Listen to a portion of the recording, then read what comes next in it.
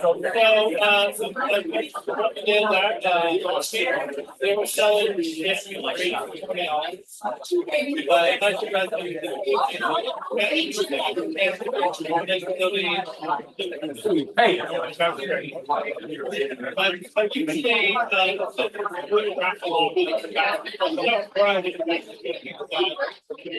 you have to provide it.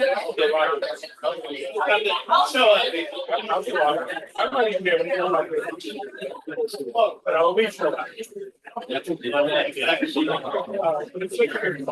one of those Italian guys can be. Good evening, everyone, and welcome to the Stand Up Student Showcase.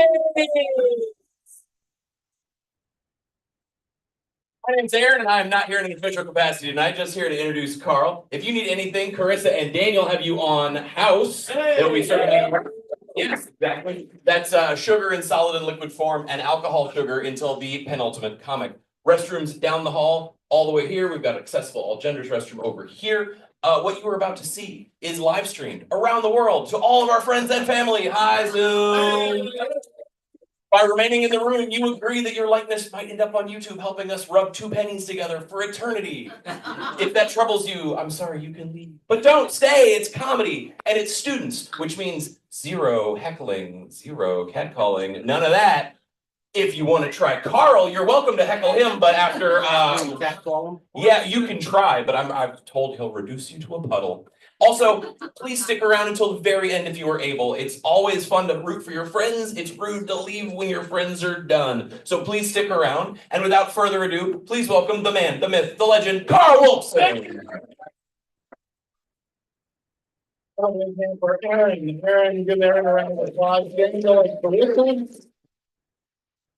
Thank you all for coming out tonight. I really appreciate it. And we have a wonderful lineup, 8 comics. I'm not going to do a lot of material, and I understand that we have to do this quickly because Elon Musk is going to lay everyone off and the lights are going to go. That's what I understand, but it could change any minute, ladies and gentlemen. Elon Musk looking for corruption is like OJ looking for the real murderer. He doesn't like pronouns. I have some for Elon Musk. He, him, Hitler. I think that would be good. Trump is me. We all know that. Trump is very upset. An aide told him today that the Gulf of America identifies as transatlantic. So he's very upset. That's a show. Good night. Yeah. Actually, if those of you, I enjoy this very, very much. It's in the middle of my 3rd year teaching here, and these student showcases are just so much fun because these students have worked hard for 7-8 weeks to be here and put themselves out. On the 30th, which is 2 weeks from today, Sunday night, I will actually headline a show here, and my coach. No surprise I've had in 46 years. It's stunning. And my co-comedian is that night, Grace Ashita. So mark your calendars for 2 weeks from tonight. It's going to be probably a sellout, so we'd like to have you join us. How about a hand for all the students you're going to see tonight as I come on, give a round of applause. I'm going to keep this show moving. And joining us now, she's all dressed up for tonight. A very funny lady. Please welcome Kathy Cravat, ladies and gentlemen.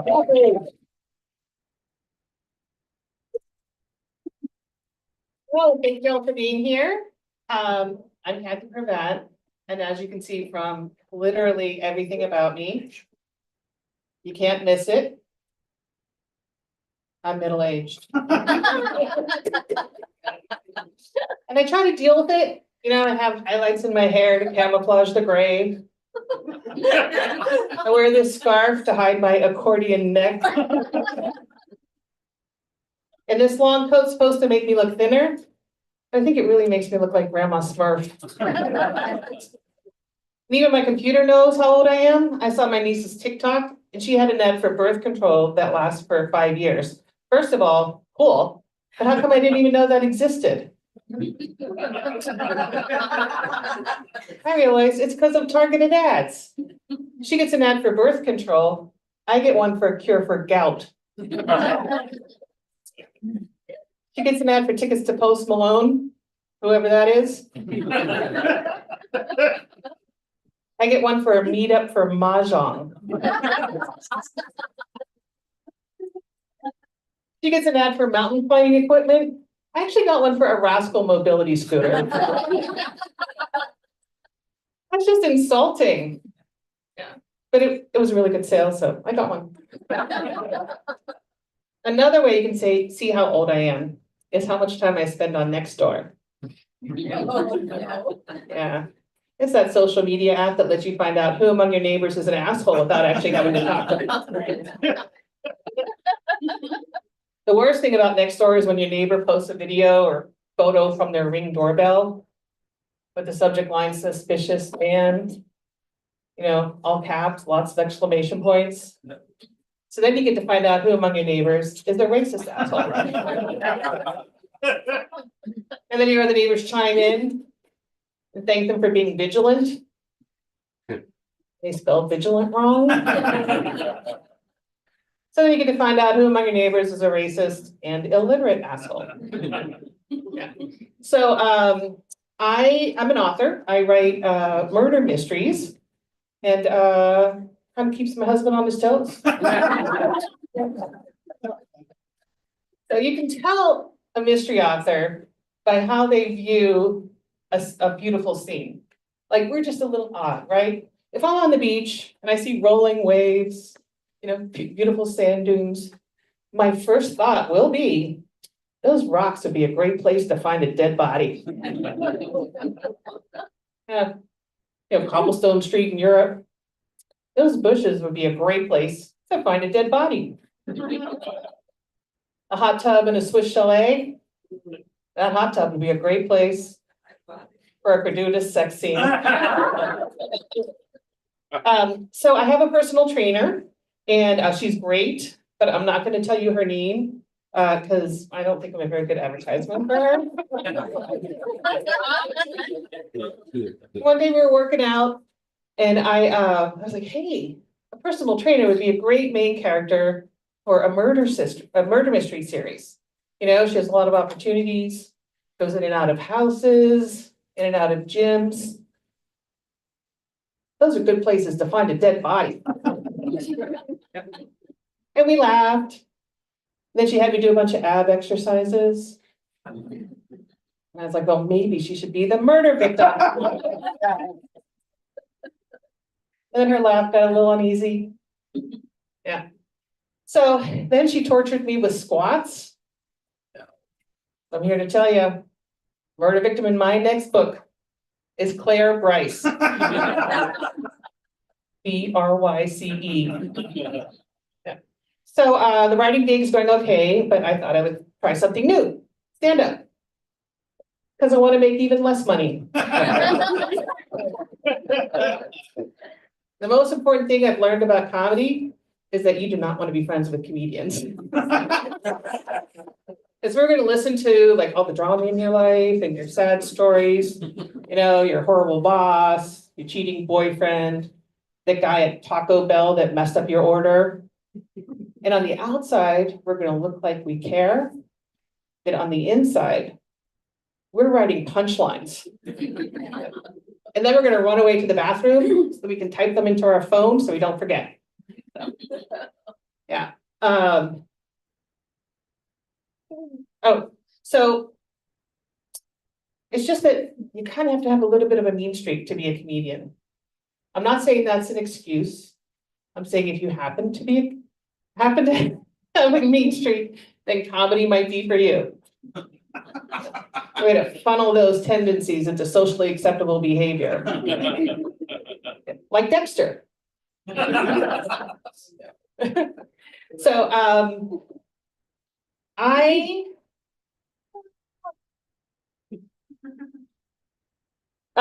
so I think it's kind of better to be friends with mystery authors than comedians. Because we know at least 37 different ways to kill off that horrible boss, that cheating boyfriend, that guy at Taco Bell. In a book, though. Just in a book. So I turned 50.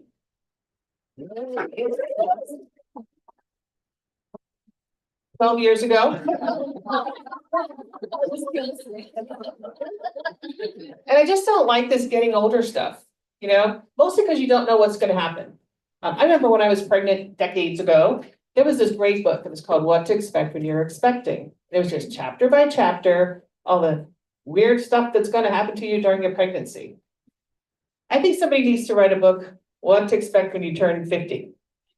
Yeah, just chapter by chapter, the order in which your body parts will betray you. Chapter 1, ankles. You're gonna wake up one morning, they're gonna hurt for no good reason, and they're gonna hurt on and off the rest of your life. Chapter 2, knees. It's like they've seen all the attention the ankles are getting, the warm compresses and the cold compresses. They say, hold my beer. I'm gonna show her what real pain feels like. Chapter 3. Memory. Chapter 3, memory. So, I'm also learning things about myself, even though I'm this old. I found out recently that I have attention deficit disorder. And let me tell you, that explains a lot. So my friend was diagnosed and she had this book and she gave it to me. First chapter is just a bunch of questions. So the first one was, how often do you have difficulty completing a project with complex tasks? And your answers could be rarely, sometimes, often. I had to create my own category. Always. I always have trouble with that. How often do you have difficulty concentrating on what people are saying? Always. Yeah. How often do you misplace your keys? I was like, hey, that's a bit specific. Did my kids write that one? Yeah, always. I was like, oh my gosh, I have ADD. And instead of reading on in the book to learn techniques to deal with it, I put it down and started telling everybody I knew. I told my husband and he wasn't surprised, but I can't remember what he said because I have difficulty concentrating on what people are saying. I told my friends and so many of them were like, oh my gosh, I did the same thing. Maybe I have ADD too. I was like, hey, get your own disorder. I told my sister, she said, no shit, Sherlock. Sisters. So it's not all bad. If I leave the lights on, ADD. If I mess up a recipe I've done 100 times, ADD. If I forget my sister's birthday, well, that's just payback. So an interesting thing, I actually went to the doctor and was like officially diagnosed. But when you're my age and you do that, they do a dementia test. Yeah, I passed, it's okay. But every day I get to play this game. Is it ADD or dementia? Goes along with my other favorite game. Is it anxiety or am I actually dying this time? So I am walking every day. The only problem is when there's a spider season. You go out really early in the morning and this huge web has been built overnight. And it's like a horror movie. And you're lucky if you see it. I was taking the garbage out once and I walked face first into this huge web. It was all over my head. I was trying to get it off and out of the corner of my eye, I could see the spider flapping around in midair because he was attached to my hand. And then I really freaked out. I scraped it off. I ran around to the front of the house and I was banging on the door for my husband to let me in. And sure enough, 2 hours later, there's a picture of me on Nextdoor. Suspicious woman. Thank you, Dr. Happy for that, ladies and gentlemen. Happy for that. He just turned 50, 12 years ago. I just aced my colonoscopy. Give it up for me. Come on. One more time, exactly. I would pass my colonoscopy. They found a couple jokes from the 80s up there, but they were shitty jokes, so I actually 7 years ago, I went in for I was due for colonoscopy, had done all the prep, leaving, got a call from Oregon Clinic, ice storm, everything was shut. after I'd done all the prep. Thank you. So obviously I called my comedian friends so that they would commiserate with me.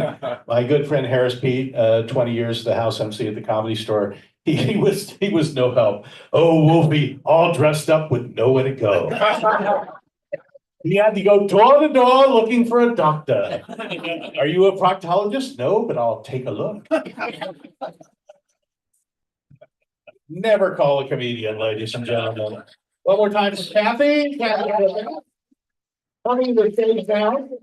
What I always loved about comedy, I've been doing it since 1980, and Mitzi Shore, where I started, the owner of the Comedy Store, always said it was America's town hall. You get different points of view. Everyone has a different story to tell, all different experiences, and we've had many students from different countries, and our next performer is from the country of Colombia. Please welcome Ivan Paredes. Thank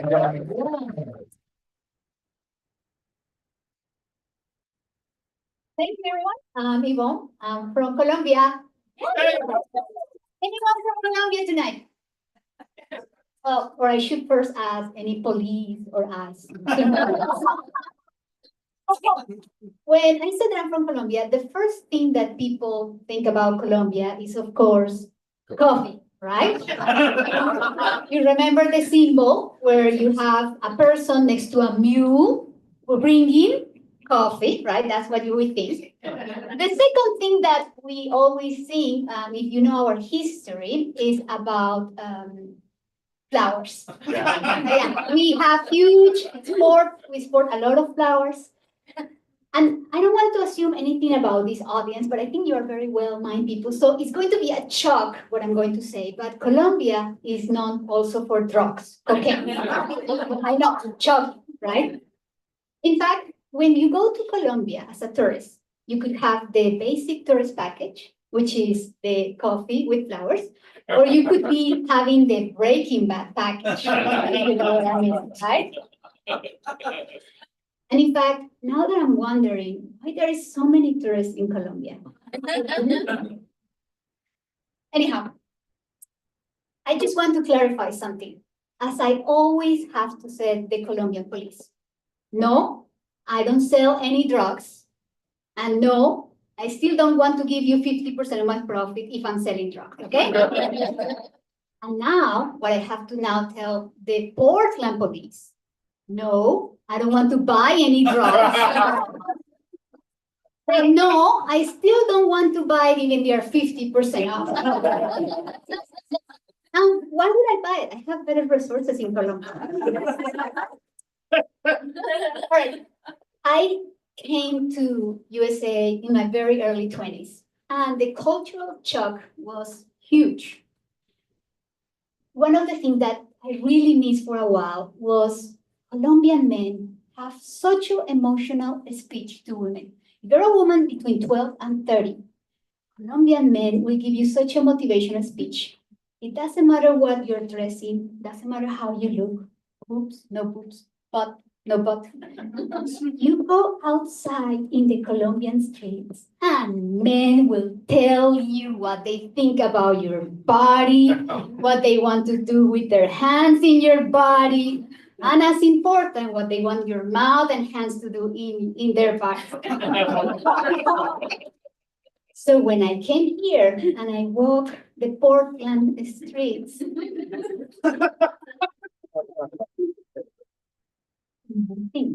I felt invisible. I went to my roommate and I said, do I look now that I'm 30? Is that why? I mean, and she talked about something about women equality and catcalls. I didn't get it. I just mean my Colombian men emotional speech. Another thing that was also impressive is that when I came here, I heard about these women in power. In Colombia, the only ladder that you're going to go up is the kitchen ladder to get some ingredients for the empanadas and arepas. But here I heard that women can go up in their career ladder, they're in power, they're breaking the... Sorry, I wrote this before November 5th. I'm going to move on. All right, another thing that was very cultural shock for me was that men in Colombia have women in a pedestal. They think the best about women. This is a true story. It did happen. I married my husband, that he's from Chile, where women and men are equal, and we were celebrating our marriage in Colombia. And the taxi driver found out that he's from Chile and I'm from Colombia. And he said, and I quote, "You're the luckiest man in the world." My husband puffed his chest. And the taxi driver said, "Yes, because Colombian women won't allow you to do anything. They will bring you your slippers, they will bring you your coffee and newspaper. They won't allow you to move, not even one little finger at home." My husband looked at the taxi driver, look at me, look at the taxi driver. And I knew in that moment, he was thinking, is there another Colombian country? And until today, I have shown my birth certificate, my passport. He still does not believe that I'm from Colombia. So anyhow, if you're going to go to tourists, hopefully for the coffee and the flowers, to Colombia, and you're a woman between 12 and 30, or man in general, Colombia welcomes you. Thank you.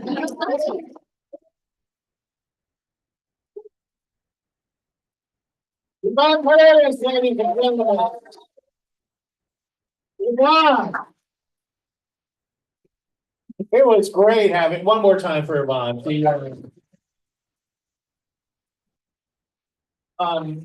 You know, I'll tell you how far she came. 8 weeks ago, Yvonne didn't speak English.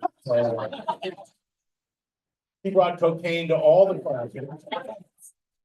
Senator Comedy Sports. So, yeah. Those 2-hour classes went by like in 15 seconds. It was unbelievable. And Yvonne, your husband is here tonight. And is that, what is Alberto? Alberto. Albert. Alberto. Albert. Alberto. I'm having trouble speaking English. Not just Albert. Alberto. Alberto. Alberto. Alberto. Oh, Alvaro. Is it Alvaro? Yes. Sam. You know, just this little segment on the Zoom, we're all gonna be fucking deported tomorrow. Oh, Alvaro. Yes. Yeah, okay. Very good. And where in Chile are you from? Santiago? Yeah. Santiago. Okay, so you got that right. I used to tell, Yvonne and I did the little Spanish proverbs in class, in boca cerrada no entran moscas, eh? Yeah. Yes, which means Alvaro. One more time for Yvonne. She was really good. Okay, now, a very funny gentleman who's taken my class, the second time he's taken my class, Phil, and he's gotten better and better and better, and he's gonna tell you all about his marriage. Please welcome Phil Noor, ladies and gentlemen. Phil.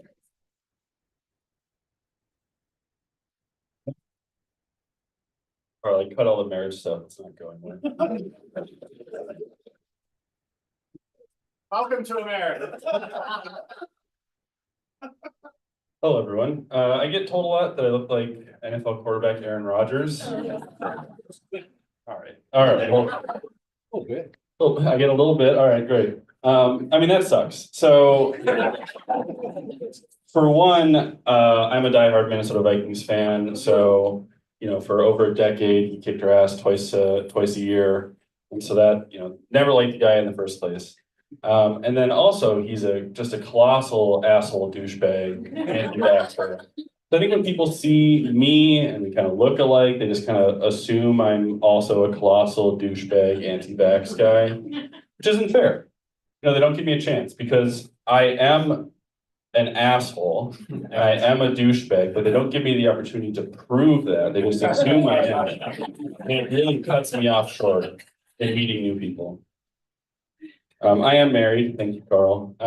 We've been married for 4 years, together for 14. And we recently just decided that we're gonna start trying to get pregnant, which is very exciting.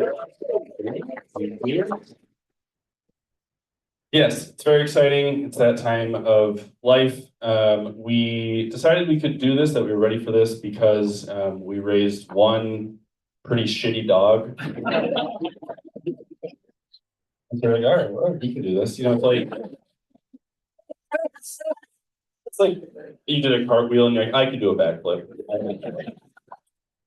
It's like I've, you know, like had 7 bankrupt businesses. I could be president. It's a leap I can make. But yes, it's very exciting. You know, we are in the trying process. So you know what that means. If anyone does know what that means, let me know. We haven't figured it all out.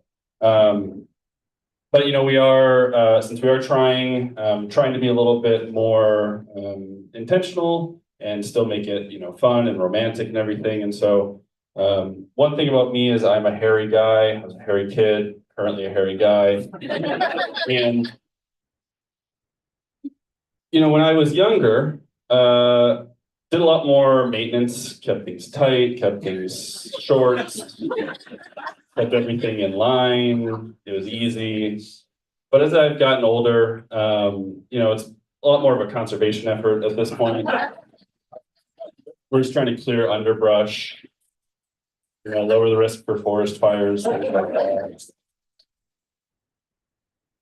But I ran into this problem. We had a date night recently, and so I was getting prepared. I was like, you know what, put a little bit of extra effort, but I didn't know, you know, hair everywhere. I didn't know where to stop shaving in this region. Because if you just kind of do the sort of general area, it just kind of looks like a crop circle. You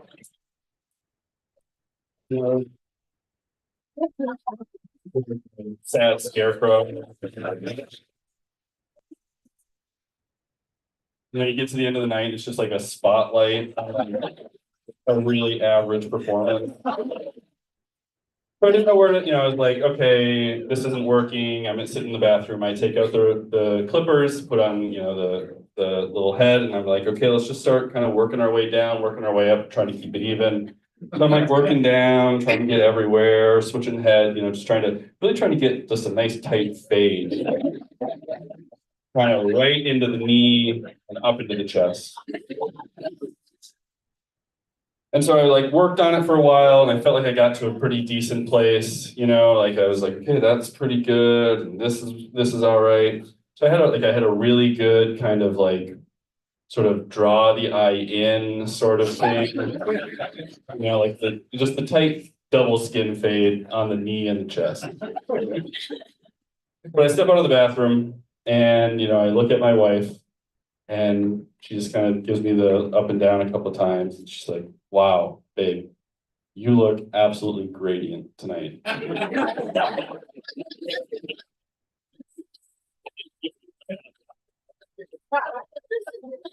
And it's nice because at the end of the night, we have to have sex because I'm trying to have a baby. So it's like, it doesn't really matter what I do. One of the things, you know, when you're thinking and planning to have a kid, we did some genetic counseling. You know, you go and you kind of give them your whole spiel. We go and, you know, my wife has her lists, has everything, every family member, everything like that. And they take that all in and then they turn to me and they're like, what about, you know, anything on your side? I'm just like, I mean, I'm pretty sad generally. Like I have clinical depression, so I don't know if that gets past, I don't know if that breaks the barrier into the kid or anything. But yeah, so I am, you know, have depression, it's great, it's fine, it's fine. It's fine.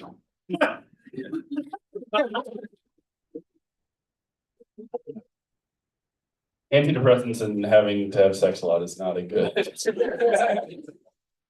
But yeah, so I am of that age, I'm 33. I have a lot of friends who are kind of around the same age, and they're all reaching that point in their life where they are having a midlife crisis, which is fine. But for some reason, they're all coming to me looking for advice. They found the saddest guy they know, and they're like, I'm sad, what should I do? You know, it's just like white guys who are sad for the first time, and you're It's not as fun as it used to be, I know. I know. But yeah, so they come to me, looking for advice, and I think they're looking for some sort of sage wisdom from the sad guy of like, hey, you've been sad for a long time. I'm recently sad. How do I not? And, you know, I can appreciate that they want advice. What they get is like the front desk of the Depression Inn, where I'm like, oh, how long is your stay, sir? Welcome, welcome. We have everything you need.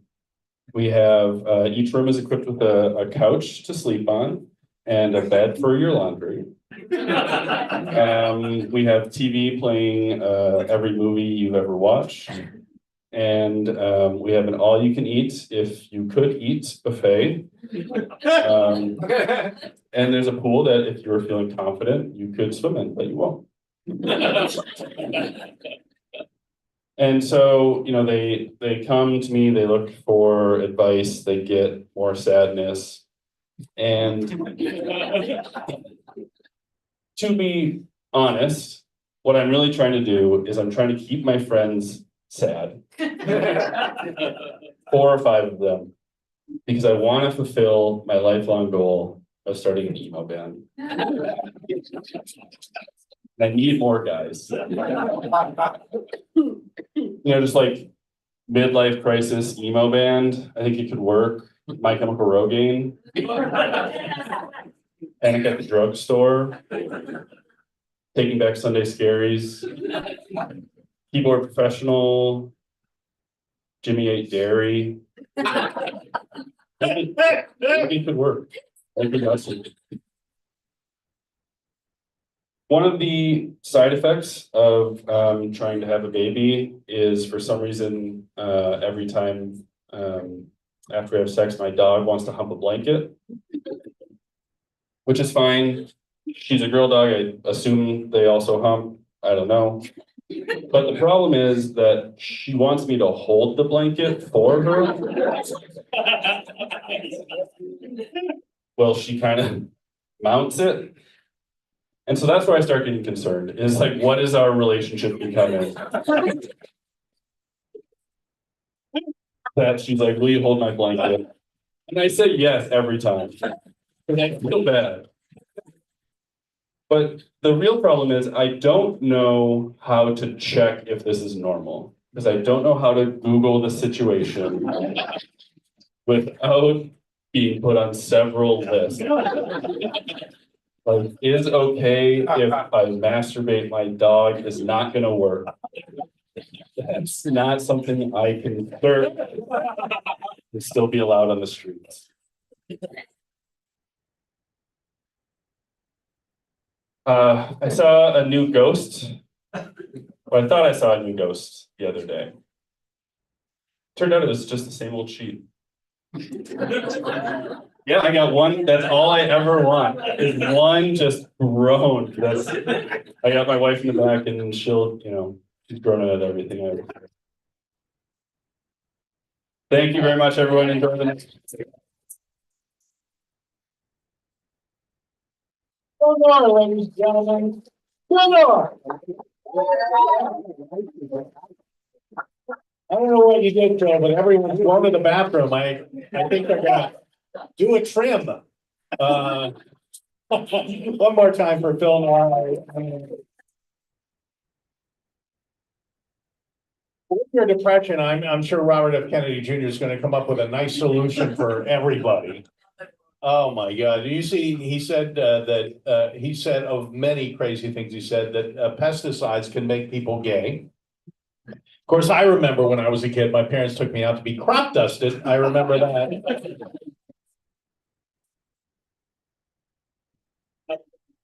Yeah, I wish you a great success on your marriage. Gary and I have been married 27 years, and Gary is also. Thank you.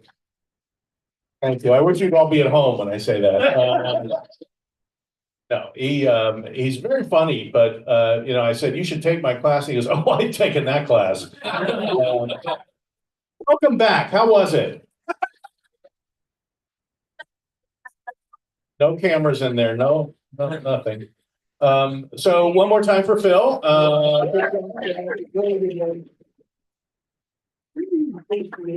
don't know what to tell you about the blanket, but you know. Upload it.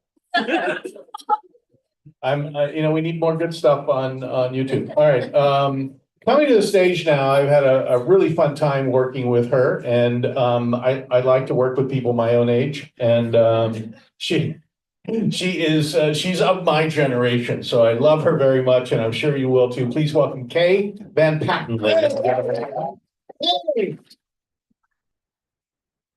Give it up for my generation, ladies and gentlemen.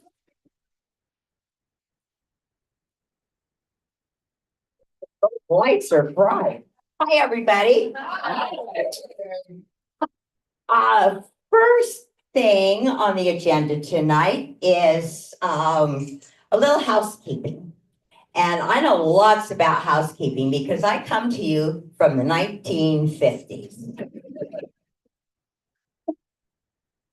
The first thing is thank you all for being here tonight. I've got family and friends and people in the audience I don't know, and I just really appreciate your being here.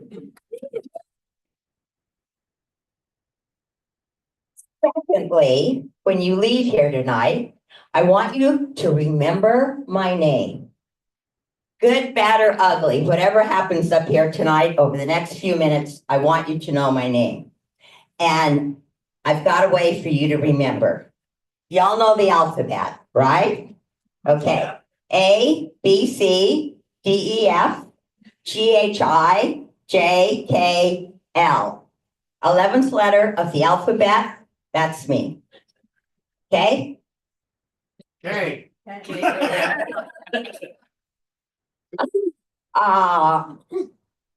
I grew up in the middle of fucking nowhere. Called Ontario, Oregon. Over on the border, right on the Snake River, where it's colder than the hinges. Whoops, let's rewind. Where it is hotter than the hinges of hell in the summertime and colder than a well digger's butt in the wintertime. And no matter where you look, 365-degree view, all you've got is sagebrush. And out there, the jackrabbits outnumber humans about 10,000 to 1. The last thing under our housekeeping is I am a perennial. And y'all know what perennials are, right? Yeah. They just keep coming back year after year after year. Okay. I would like to take credit for that term, but I can't. I heard it when I heard Madeleine Albright speak, and she called herself a perennial. For those of you who may not remember, she was Secretary of State at one point. So I have to give her credit for that. I don't want to be charged with plagiarism because God knows I don't want to be deported. Now, we've already talked about the fact I'm from the 1950s. And I will tell you that being a girl in the 1950s fucking sucked.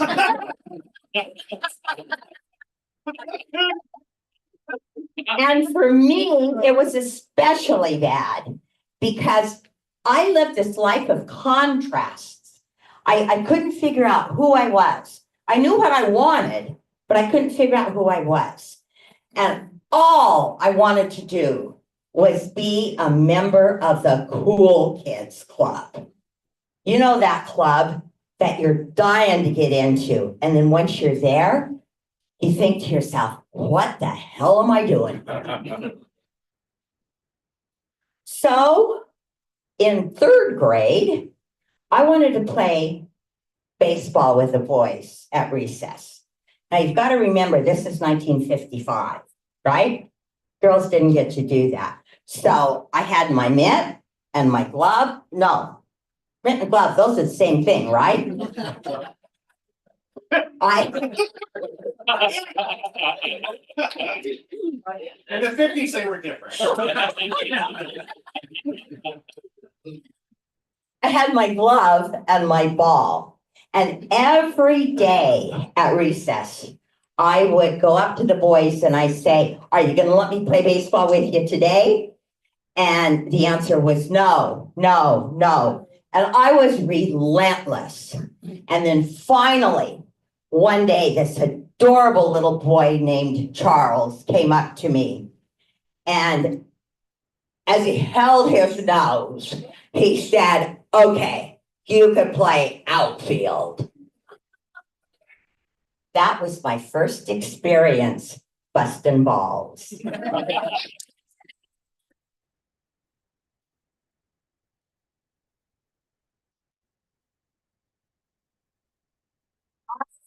Also loved F and F.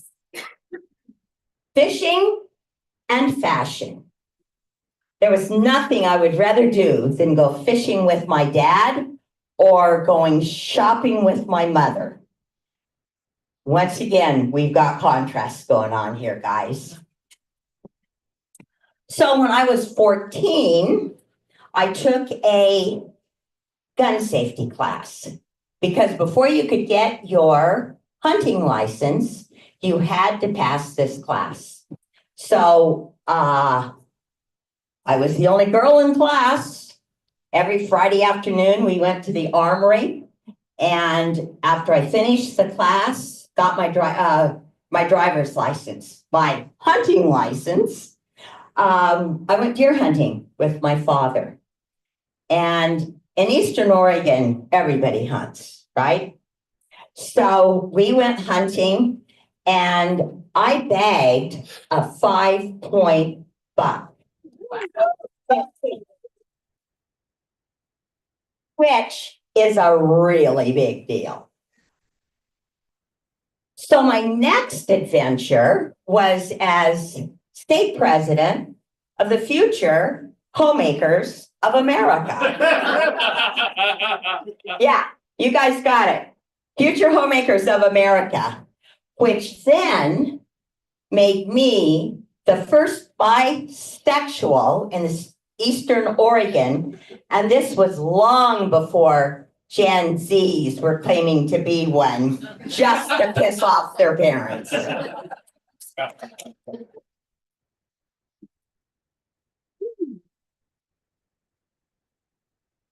So, rolling along here, let's take a look at my 50-year class reunion.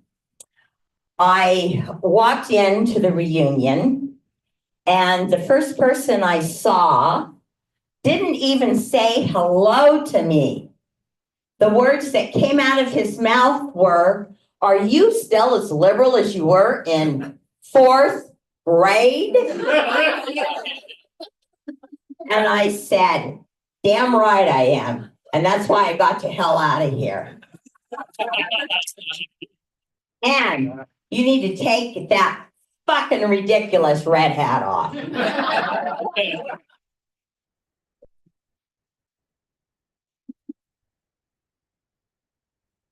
Recently, I was at my niece's house and I was sitting on the sofa next to her son. And Oliver was playing with something, some high-tech something or other. And I said to him, "Oliver, explain to me what you've got there." And he looked at me, and then he looked at his dad, and he said, "How do I explain something to an old person?" I wanted to knock his block off. Now, I was a good great aunt, didn't do that, but he really pissed me off. So, I'm not old. I'm just older. Okay? And I'm sure that some of you out there know exactly what I'm talking about. Okay, there is some benefit to being older. Some people my age would say, yeah, you get a discount at the diner. And I say, whoopee. I love that I can go through the airport now, go through security, and I no longer have to take off my shoes. And no birth control needed.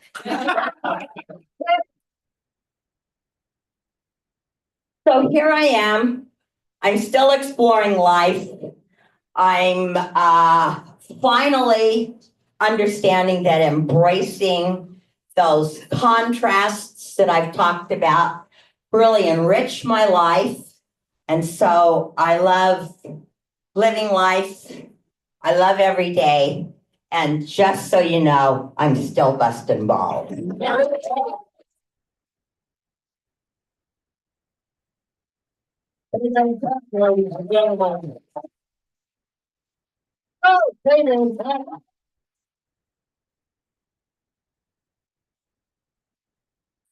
How many of you were alive in the 1950s? Hands up. Okay, good. Yeah.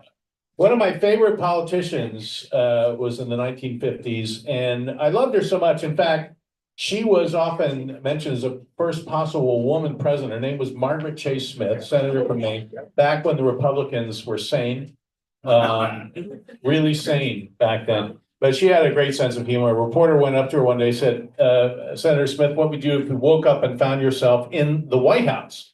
She says, I would get dressed, run downstairs, apologize to Mrs. Eisenhower, and leave.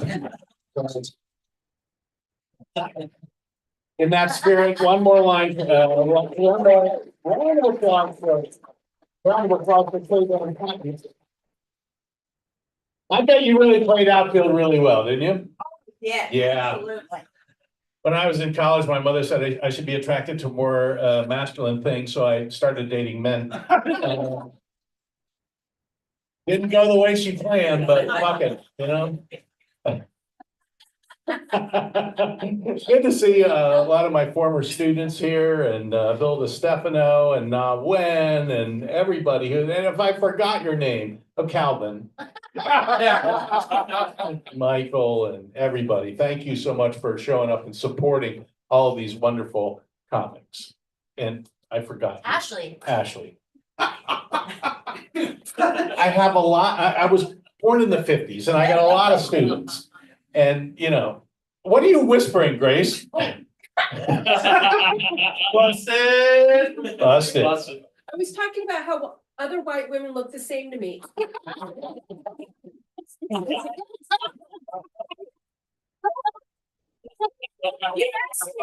But I said, Grace and Kevin and I will be doing a show on the 30th.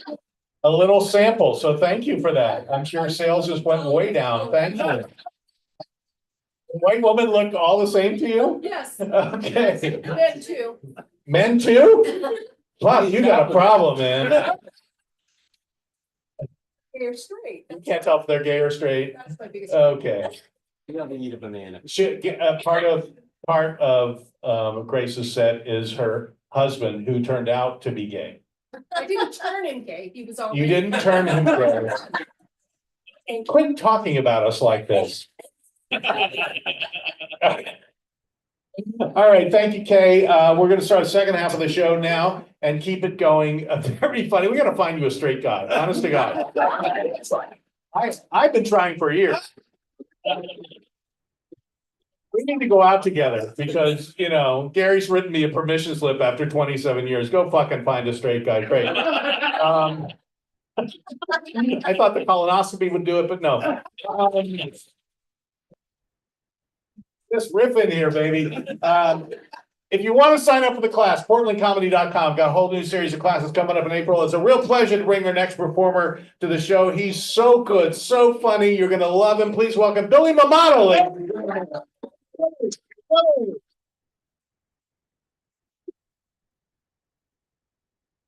gentlemen. Everybody. I know how it is when you meet new people and remember their names. That's why I like to tell people I'm from Korea. Because they might not remember my name, but they remember the country. And they'll be like, are you the guy from Korea, right? And I'll be like, no. I told you I'm from China.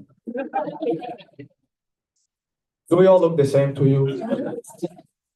So I like to make people feel uncomfortable. I don't know why people assume I'm from Asia. It's like it's written in my face. I'm from Brazil. I just don't say it because I don't want to be deported.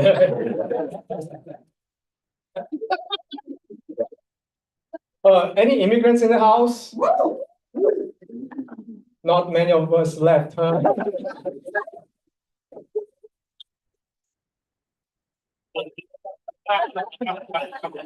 Oh, good, like more jobs for me. Do you guys know that half of our cells are actually bacteria? That's right. Half of you is made of immigrants. Illegal immigrants. Sure, there's some bad apples like that make us sick, but most of them are good people.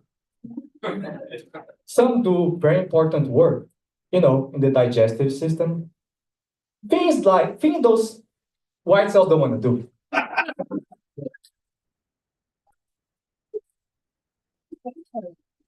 The white cells just want to kill everybody. Kill and deport. That's why they're called white cells.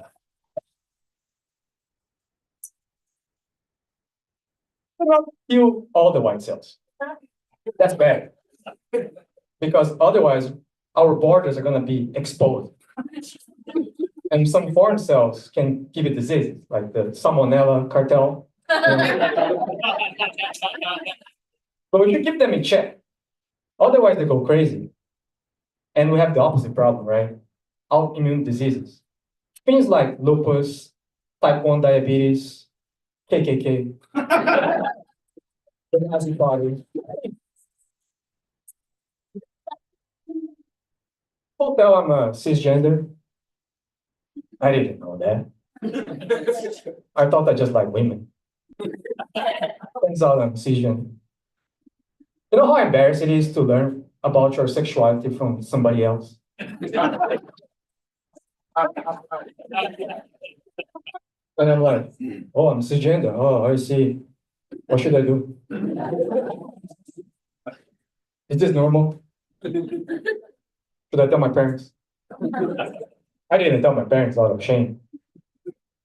Turns out they're also cisgender.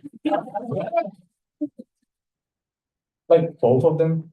I think it's genetic, And start questioning stuff like, am I behaving as a cisgender would behave? I mean, I'm having sex with the opposite sex. Is that wrong? Should I be having sex with the same sex? Like God intended? The opposite. But I like the opposite sex. Women. I like especially, very feminine women, who put makeup, like have a good perfume, Chanel perfume, like sexy Victoria's Secret stuff. Does that make me gay?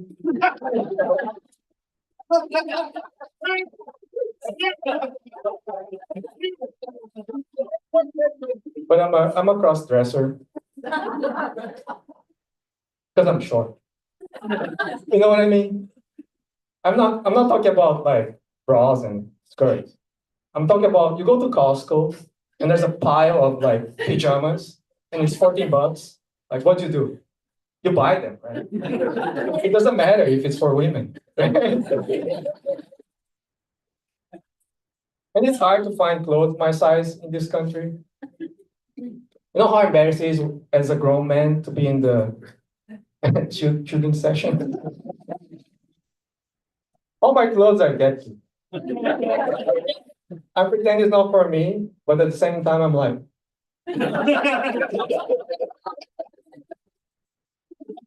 It's for my nephew. I lost my virginity.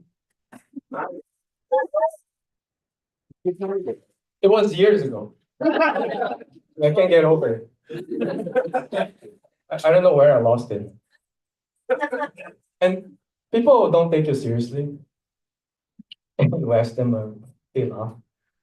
Some people congratulate me. Good for you. And yeah, I don't know how I lost it. One day I left my door open. And the next thing I know, it was gone. I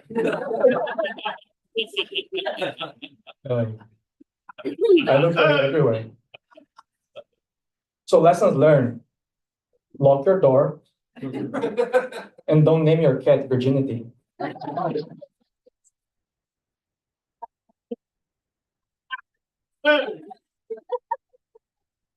love Portland.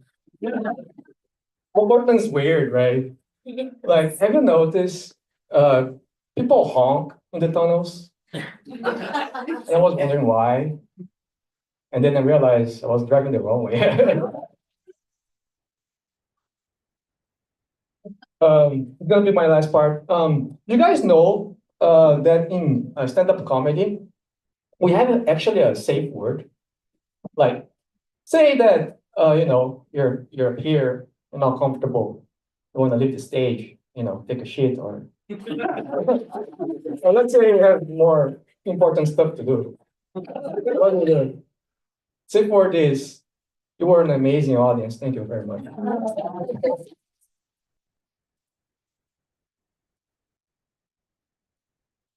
Where's my motto, ladies and gentlemen? Where's my motto? I'm fine, this is good, huh? It's the first, second, or third time on stage. Give all these performers a round of applause.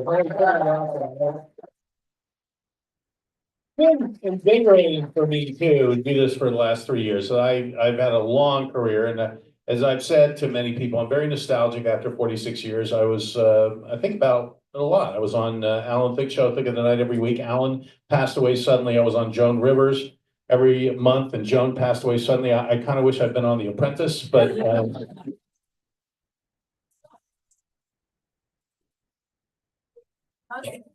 yeah. I was trying to think back because I love politics. I love history. But 7 years old, I was up watching the Nixon Kennedy debate. It's been a big part of my life. I'm trying to think if there's nobody has been as moronic and dangerous as Trump. It's just like, back in the days we would make jokes about Dan Quayle, remember? Those innocent times, remember? Although he did some fucked up things. He went up to Gorbachev and said, "What's that thing on your head?" Remember when he did that? Gorbachev said it's a birthmark. Quayle said, "How long have you had it?" I mean, that's.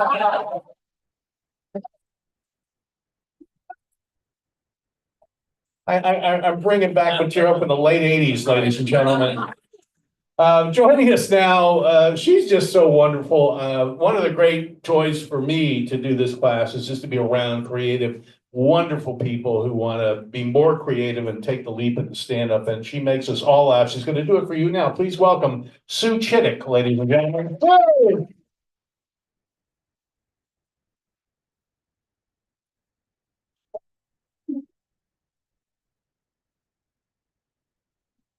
Okay, so if I forget, all or some of this, I just want you to remember that the phrase that comes to mind when trying to understand what I'm saying is, not interested, not interested, not interested. Okay, so, my name is Sue Chittick. I am 51 years old. Thank you very much. I am a healthcare hero. Please hold your applause until you finish hearing everything I'm going to tell you. And then you might change your mind about the applause. We'll see. Anyways, yeah, so I'm 51. I work in healthcare. I work at OHSU. That's Oregon Health Sciences University. I like to call it OHS and you.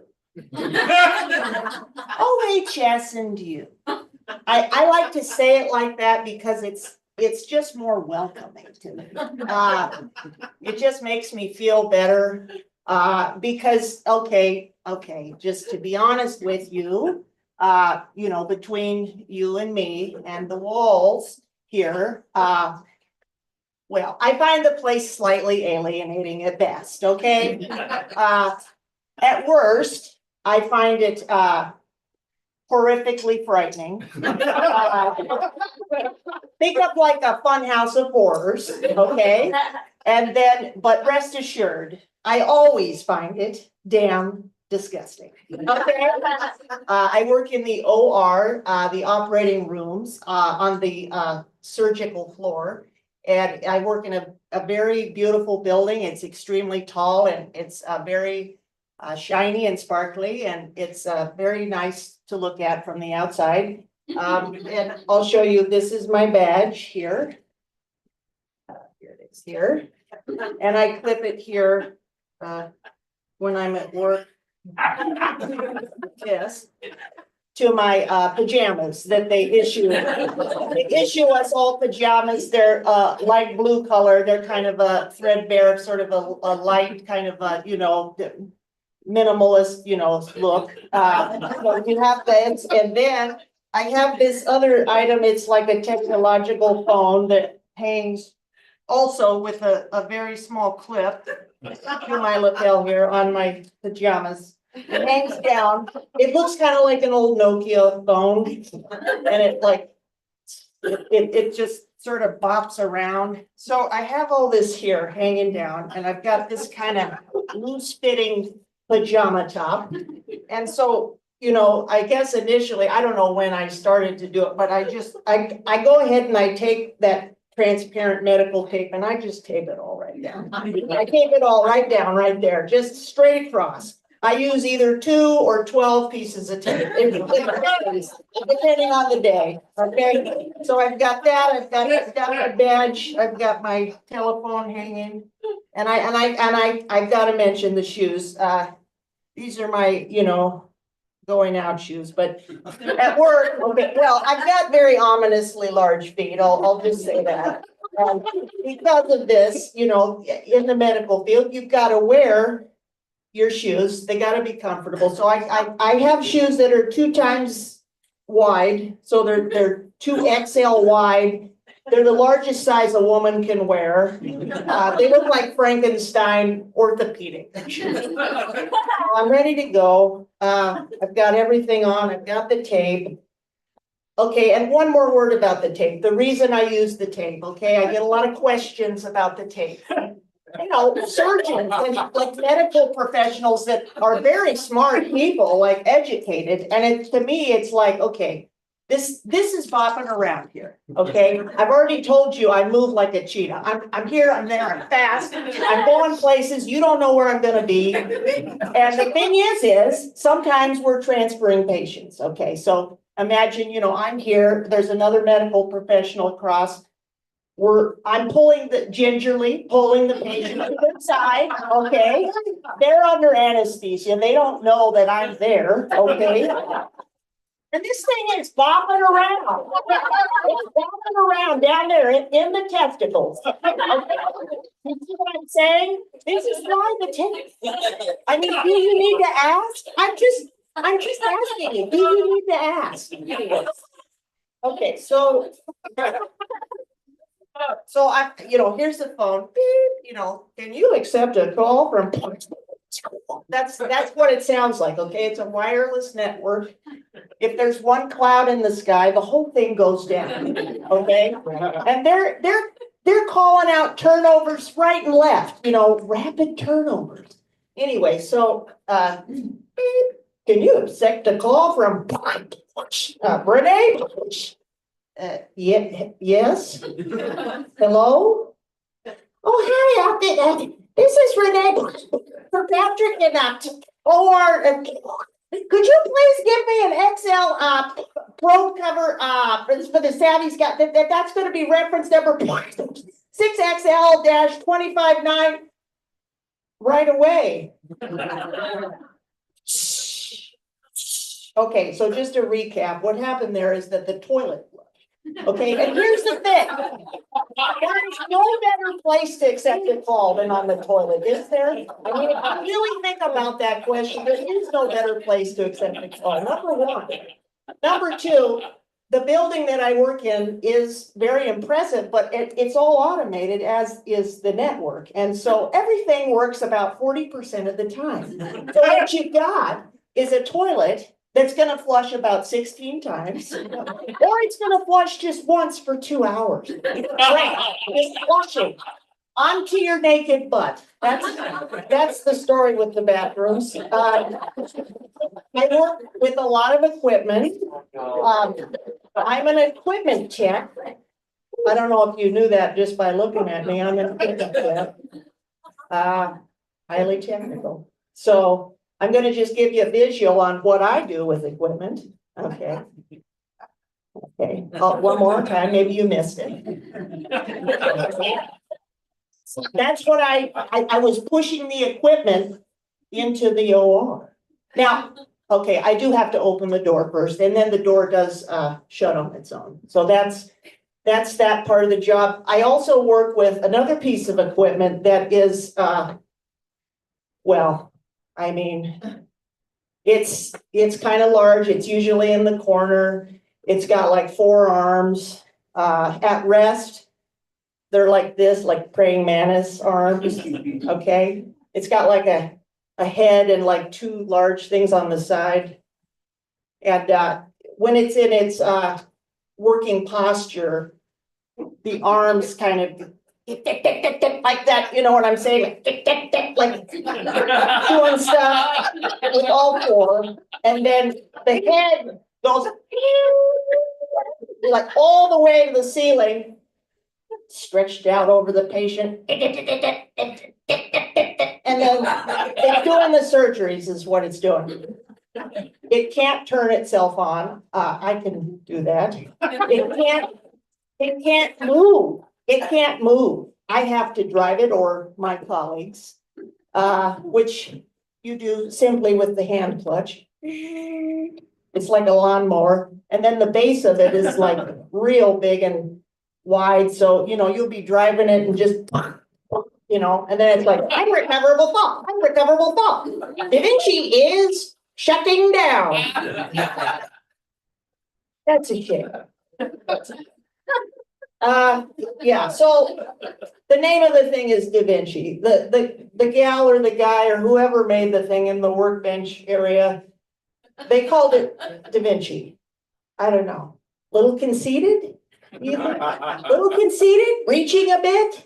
I mean, the first thing I'm thinking is, who are we talking about here? Like Leonardo da Vinci? And I'm like, wait, didn't he paint the Mona Lisa or something? I'm not too sure. Well, look, here's the thing. You know, I've worked a lot of jobs in my life. You know, I met a lot of people in kitchens and outdoor work, and, you know, I met a lot of Jesuses. Okay, and I wasn't impressed. Okay, with a name like that, it sets you up for disappointment. Okay, so I mean, I don't know. I mean, if we want to like really make the thing seem esteemed and great and elegant, then why not, you know, get some copies of the Mona Lisa, like copy them on the Xerox. It's a classic. Put it up there on the wall next to the Da Vinci when it's sitting there in the corner, ominously scheming and plotting, you know, ready for attack. And those 2 can, you know, converse amongst themselves about the, you know, nature of how elegant they are. I don't know. I mean, it's okay, Da Vinci. No, I know you're worth $3 million. I know that, okay? But I am a divine creation right here. You know, the magician upstairs made me, okay? And I'm priceless. Aren't we all just priceless? So, you know, no, I don't need your help. No, it's okay, Da Vinci, really. I'll go ahead and I'll take care of the blood and guts down here. I'll go ahead and mop this right up. All these pubic hair tumbleweeds. No, we got this. We got this, Da Vinci. You just stay there. Because Da Vinci has a guy that comes every 2 weeks or so, and, you know, he'll tighten a screw on the thing and oil the arm joints and so. Anyways, talking about creativity makes me think of some ideas I had recently. Around the holidays. I was just surveying all the beautiful colors of, the collage of colors of the pubic hair tumbleweeds. And I thought to myself, you collect those in your hand, you pat that down in the center, and you've got yourself a bird's nest for the Christmas tree.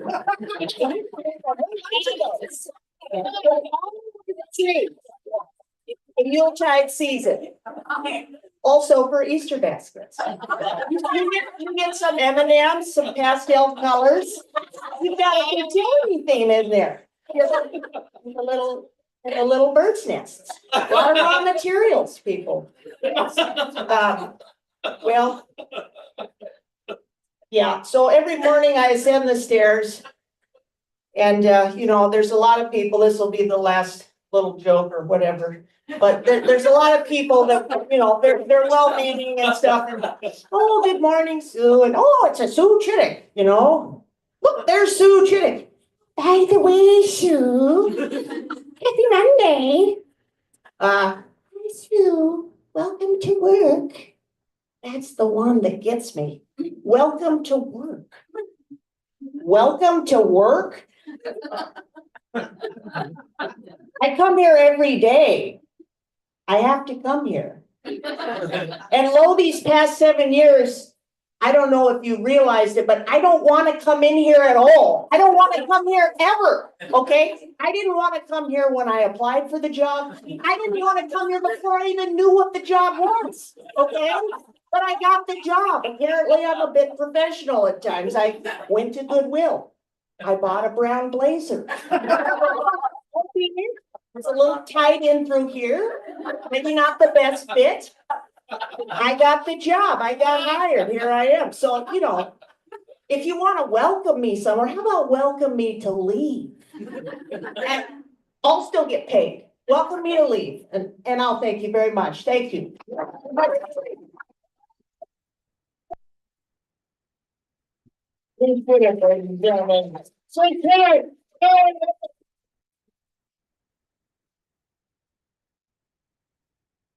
Did get my colonoscopy. Good time to get out. Yeah. One more time for Sue and yeah. What a beautiful advertisement for all HSU, ladies. Let's all go to Providence, shall we? One more time, Sue. Really good stuff. Absolutely funny. We have two more performers and they're just wonderful and the show's been wonderful so far. They're going to keep it going. I love our next I love all my performers. Andrea has done 3-4 classes with me. I think 3 of them have been with her partner, Mark Gurman. So I can imagine how funny that household is. Please welcome Andrea Matthews, ladies and gentlemen.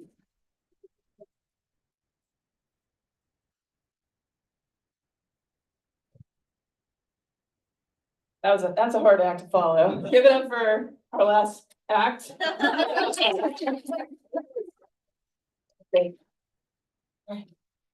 People know that I'm OCD. Yeah. And I'm also competitive. My sister, Milana, is trying to outdo me on so many things, including how OCD I am. Why would you pick that? Like, why would you want to outdo someone on being OCD? But she has done this. Her name's Milana. That's Milana, not Melania, not Moana. It's Milana. Okay. So I'm really picky about what I eat. I like order. I like waffles for breakfast every day. Waffles. I know I'm gonna have waffles, and you can have anything you want on waffles. You can have blueberries, you can have strawberries, it can be savory too. You can have potatoes, you can have chicken. It's great. So yes, waffles. For lunch, it's nachos. You can have anything you want on nachos. You can have beans, you can have chicken, you can have potatoes. You can make it sweet. You can put hot fudge on it. It's really good. All kinds of variety you can get with that. And then for dinner, it's spaghetti. Spaghetti is so flexible. You can have so many things on it. You can have puttanesca, you can have Alfredo, you can have bolognese, and you can make it sweet. It goes really good with honey. Try it. I dare you. So, but my sister's gotta outdo me, and Milana's gotta outdo me on this. She eats a different grain depending on what day of the week it is. So Monday, oats. Tuesday, rye. Wednesday, amaranth. Thursday, freekeh. Friday, it's barley. Saturday is, did I say amaranth yet? No, it's wheat berries. Okay, wheat berries. I said amaranth twice. Okay, sure. Okay. Sunday, she has einkorn, and that's einkorn, not eincairn or einkorn. It's einkorn. Right. All right. So I'm also picky about what I wear. I like order. I like all my clothes to be soft. Cotton is nice. I don't like air gaps. Can't stand air gaps. Everything, all skin should be covered except above of my face is fine. Anyway, I like solids and I like plaid and patterns because I don't like stains. So I can never get married because I don't like white. And wedding dresses, too many air gaps. I can't. I just can't. So, but my sister's outdoing me on this also. She wears a different fabric for each day of the week. So on Monday it's cotton because got to start off the work week comfortable. Tuesday it's wool, getting a little dressier. Wednesday velveteen, it's hump day, gotta special it up for the hump day. And then Thursday it's gabardine, getting a little crazy, it's almost the end of the week. Friday's corduroy, that's a day for farming. And then Saturday's silk. It's just like, oh, it's so refreshing and everything. And Sunday's church, so that's a day for nubuck. She's got to outdo me. I don't know. So let's see. So we also are trying to get our careers perfect. We're, like I said, we want things to be just right. So I started out with engineering, microprocessor chips, little teeny things you can't even see what I was working on. And I moved into architecture, designing big things. So I wanted to go from something you couldn't see to something you could, everyone could see it. And so small to big career change. She's got to outdo me on how big of a career change. She went from buying organic nachos for a hippie health food store. And now she is hiring cybersecurity personnel for a multi-billion-dollar corporate organization. That's like going from testing hair dryers to chasing hurricanes. It's like not even in the same league. It's like, what? She has to outdo me on everything. It's so unfair. It's like so wrong. God, just leave me alone, man. Anyway, I'm sick of talking about my sister. We're like this though. Yeah, we're really close. But yeah, so yeah, I'm gonna talk about something else now, which is my partner and me, Mark. We're looking to spice up our sex life. We spice up our sex life. I said that really fast. I'm scared to say that. But okay. Yeah, so a little nervous talking about my sex life. Scary. Okay. But anyway, yeah. We are, both of us are a little OCD. We like things a certain way, so once a month, on the 15th of the month, we have sex. We know when it's coming, everything's okay. And then so on the month of January, we always do the missionary. And February, we go for doggy style. And then March, we do mutual masturbation. Okay. This April, though, I mean, last April, we tried wheat berries. That's the third time I said that. And we had to do the Heimlich maneuver. So it was a different, it wasn't sexual, but it was intimate, and it was a new position for us. So we might be adding that to our repertoire. But anyway, we want to change it up a little bit, maybe add some stuff to it. So we're watching some videos. We've decided ahead of time, we're not going to watch young people. Because we know we can't do that. Like my back doesn't, I just hurt myself.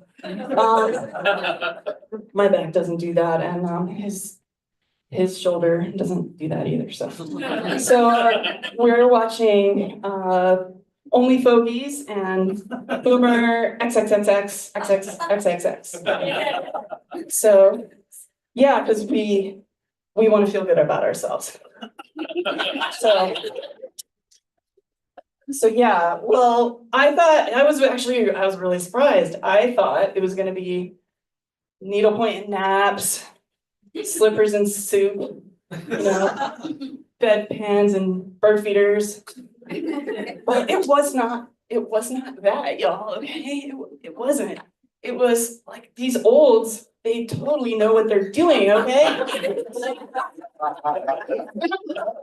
They're experts. They've been doing it for like 60 years, okay? So they can give you an orgasm just with a sultry look.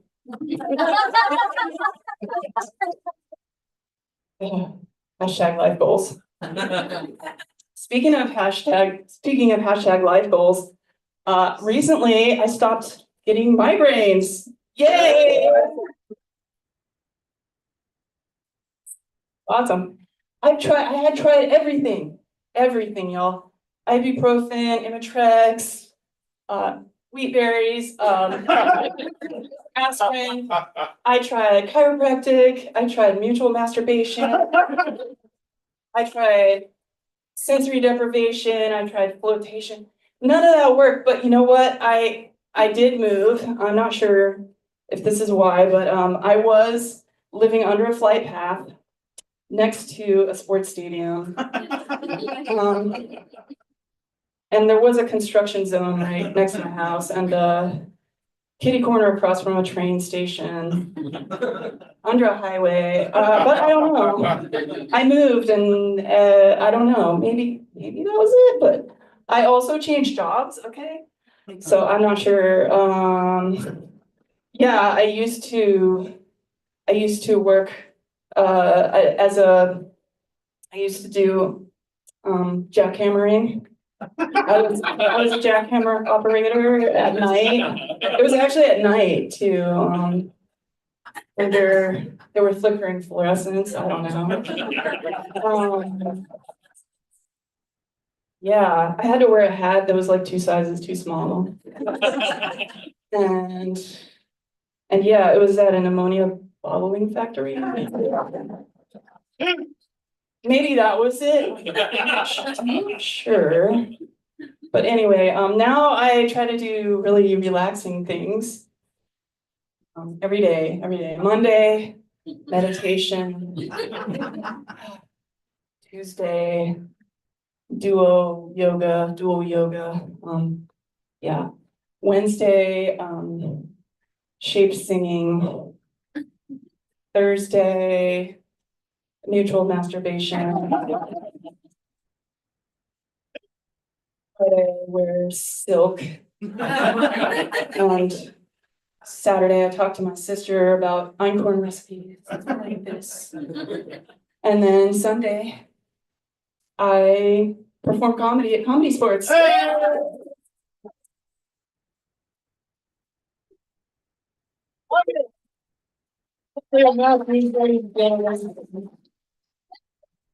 It's always great when Andrea and Mark come together at the show on the 15th. We're always so happy. Yeah, it's like trying to have all our classes for them on the 15th. It's date night. It's date night. One more time for Andrea and Matthew. That was a great outfit. Yeah, like Shogun. I love that. No air gaps. I have a touch of OCD myself, so I don't know what the fuck einkorn is, but I was playing Yuck Yucks in Vancouver, BC in 91, and there was a psychologist in the audience, and I was doing a bit about being OCD, and he told me that when I go home, I should sit on the couch and throw a bunch of pencils on the living room floor and just leave them there. That would be a helpful test. So I went home and I threw the pencils on the floor, and after about 10 seconds, I picked them all up and sharpened them. So it didn't fucking work, I'll tell you that. One more time for Andrea and Matthew. Our final performer tonight, and you too can be just as funny as all of these people you've seen tonight. PortlandComedy.com, sign up in April, and it's amazing what you can do. Please welcome, I think he's so naturally funny. He's our Timothy Chalamet. Please welcome. Come back, ladies and gentlemen.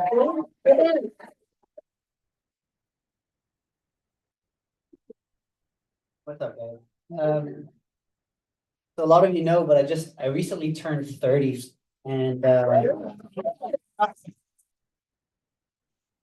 recently turned 30 and I'm single. I know it's kind of confusing and I'm just as confused as you guys are about how that's possible. But I am single. And I decided to like look back at my dating life and try to get a better understanding of why is it that I'm single? Like, are there any patterns that have maybe manifested themselves? Any themes in my dating life that I could maybe improve on? And I realized that I'm a pretty simple guy. And I have two types when it comes to women. The first type is like a Mediterranean brunette, big eyes, strong eyebrows, tan skin.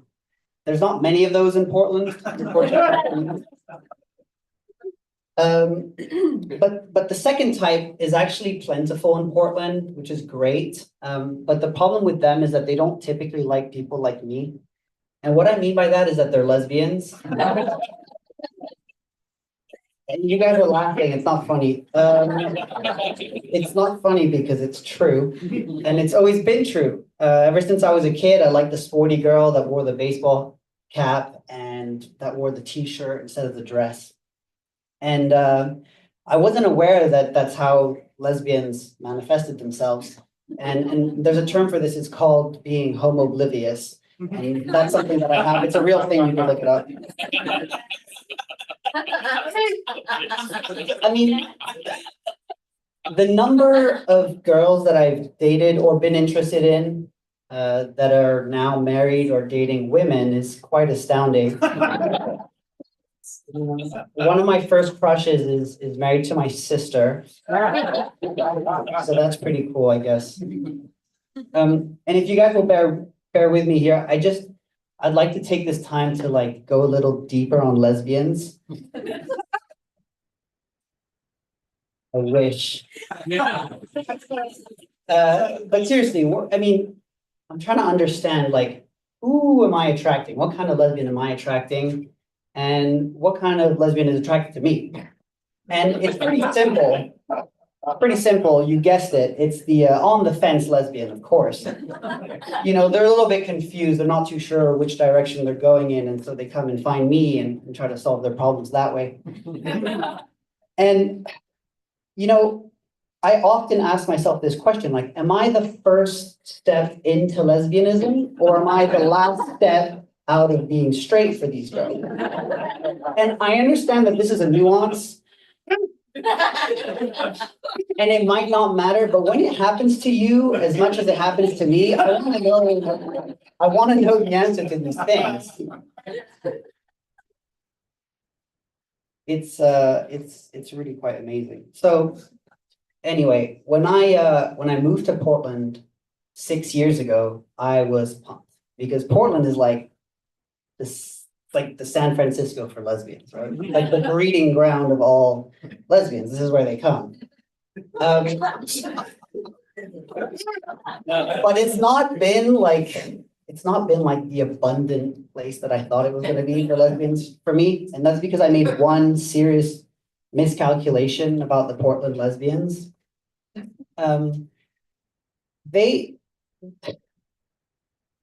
It's not, I don't wanna say they hate men. I don't wanna say they hate men. But they don't like hanging out with straight guys, and it makes it very hard for me to breach. Stay with me. A Paris or a New York lesbian, you can kind of breach. But the Portland lesbians are steadfast on their beliefs, and they're not gonna let someone like me, come into their shit and fuck it up. So it makes it very difficult. And so I decided to take my business elsewhere, and I got on the dating apps and I thought, I'm gonna go and find myself a nice straight girl, And I'm gonna be straight up with you guys here, like, I feel like I'm pretty close to having a really, really wicked dating profile. Like something that I could just like crush with, you know what I mean? But there's one thing holding me back, and it's a weird one because in real life, it doesn't really matter, I would say. I'm 5'9". On the apps, 5'9", there's like a weird, I don't know if you guys are familiar with this, there's like a weird exchange rate on the height. And so it's basically like 6 foot or go fuck yourself, you're too short to ride. It doesn't matter. It doesn't matter if 5'9" is good enough. So it's been difficult. But as the saying goes, like even a blind squirrel finds a nut every now and then. And I did find a nut.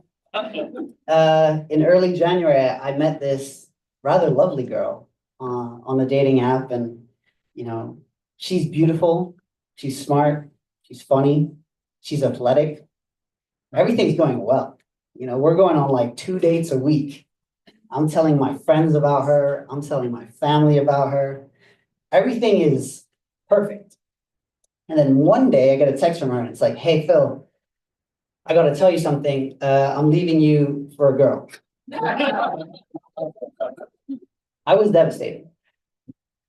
Not surprised, but definitely devastated. So naturally, my reaction as a millennial who spends a lot of time on the internet, my reaction was, why are you gay? No, that's not true. My reaction was to go scream into a pillow. But then eventually I called her and she said, Phil, look, I know it's stupid and you can even put this in your set. That's how recent this was. You can even put this in your set. I was like, bitch, I've been playing this stupid game for 15 years. I don't need more material. I already had the whole set written. I don't need more content. Wow, man. Seriously though, like on these apps, I feel like the girls are like, they see my profile and they're like, oh wow, oh he's foreign, oh he's athletic, he has a nice job, he dresses well. Oh wait, what does that say? 5'9"? Be gone! Remove him from my sight. Thanks, Andrew.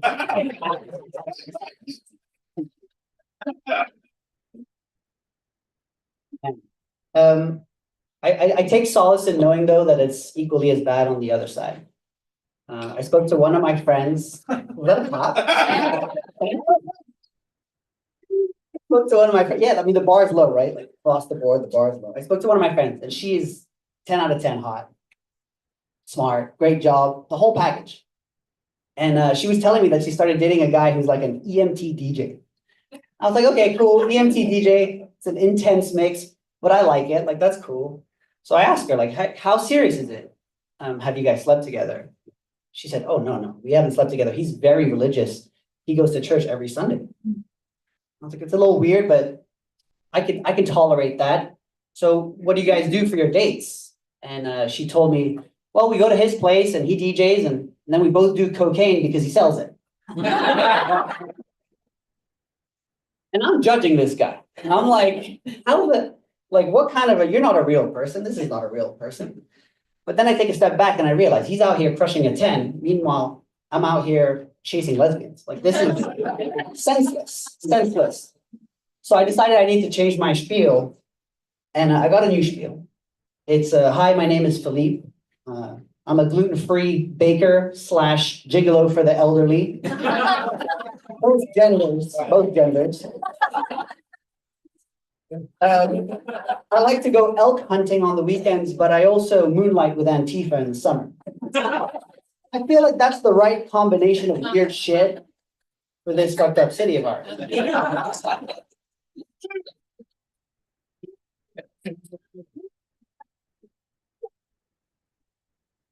So, but seriously, the bars look like you guys should see some of the prompts on these girls' dating profiles. Like one of the girls was like, I'm just looking for someone who's honest.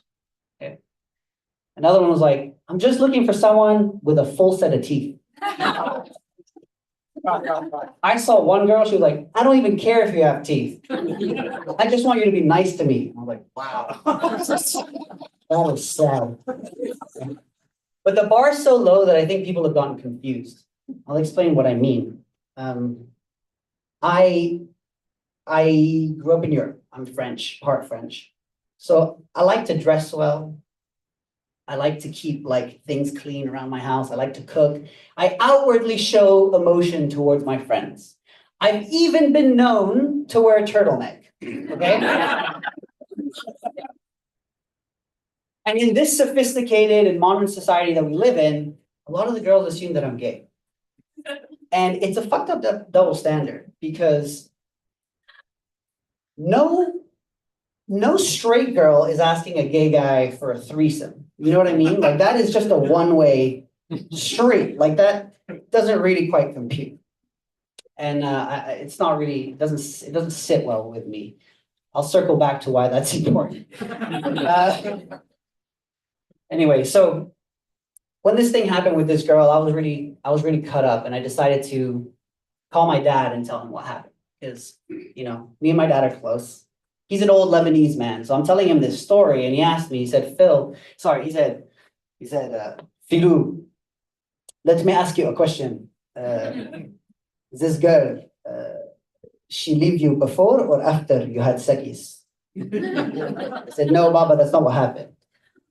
He said, because if after sex, you and me were going to have very big problem.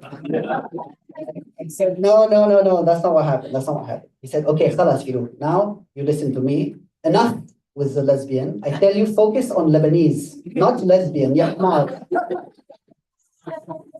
Dad, thank you. I'm dyslexic, but that's not why. That's not why that happened. Like,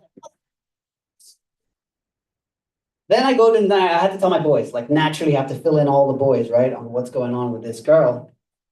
And they always have these fantastic reactions to me telling them, like, hey guys, my girl left me for a girl. And the reactions are like, welcome to Portland. At least it's not another guy. Like why does the geography of where we are matter and how does the equipment of the new person matter? To my situation, it doesn't help at all. But then there's always one asshole with a twinkle in his eye.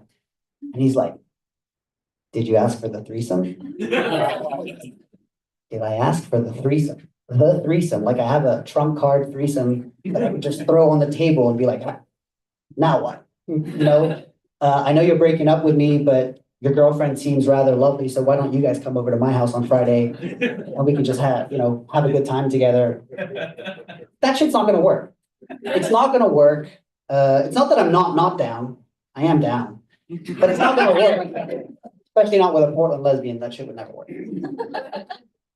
So it left me in a dark spot. It left me in a really dark spot. And I decided to call my friends from back home because when you call your friends from that have known you since you were a kid, they can kind of give you like some guidance, something that you can keep with you for the rest of your life, something really profound.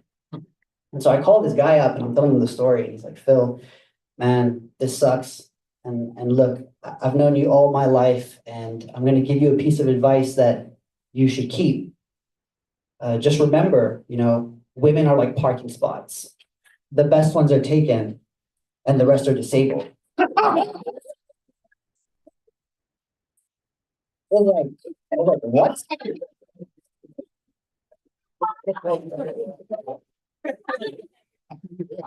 His words, not mine. But listen, I gotta say, like, I was in a dark place and it put a smile on my face, so I wasn't complaining. Anyway, I gotta go pee. Thanks for the time.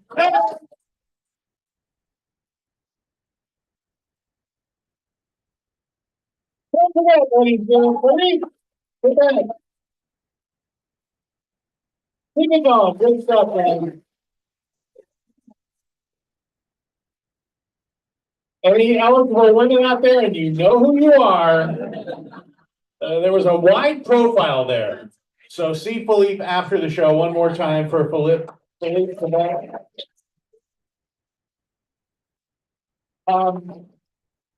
You guys have been a great crowd. Thank you. I want to invite everyone on stage to take a final bow because they really put themselves out just by taking the class. I give them big kudos. Please welcome to the stage in order, Kathy Cravat. Come on up, Kathy. Yvonne Paredes. Kathy. Gilmore. He looks radiant. Hey, Van Patten. Hey, Mamada. She did it, ladies and gentlemen, for always and new. Andrea Matthews, Andrea, and Philippe Cadet, ladies and gentlemen. How about it? Give a big round of applause. Think about it. Thank you guys for supporting these budding comics. They really mean a lot that you come out to support them. CourtlandComedy.com is a place you can sign up. Remember, 2 weeks from tonight will be a big show where I'm going to headline, and I hope you all come back for that one more time for this great class. Thank you. Good night. Thank you.